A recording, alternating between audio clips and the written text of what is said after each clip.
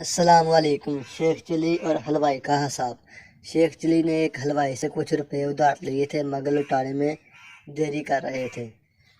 ایک دن شیخ صاحب اپنے دوست میں بیٹھے تھے کہ وہی حلوائی وہاں آ پہنچا اور بولا میرے پیسے لوٹاتے ہو یا نہیں۔ شیخ صاحب نے اسے آرام سے بیٹھے کہا اور پھر بولے میرے ذمہ تمہارے کتنے روپے بنتے ہیں؟ حلوائی بولا 45 روپے۔ شیخ صاحب نے کہا 45 یعنی 5 اور 40۔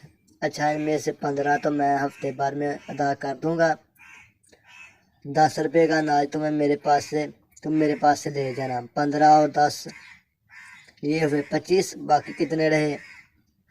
حلوائی نے کہا 20۔ شیخ صاحب بولے 15 تو میں اگلے مہینے کی پہلی تاریخ کو دوں گا۔ 20 میں سے 15 رہ گئے، باقی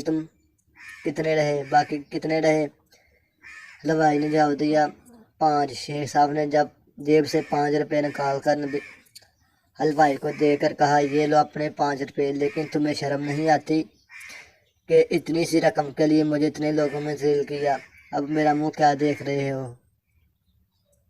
تمہارا حساب پورا ہو گیا، روپے جیب میں ڈالو اور یہاں سے دفع ہو جاؤ، لیکن یاد رکھنا اب مجھے عمر بھر منہ نہ دکھانا، میں تم جیسے بے ادب لوگوں سے کوئی واسطہ نہیں رکھتا۔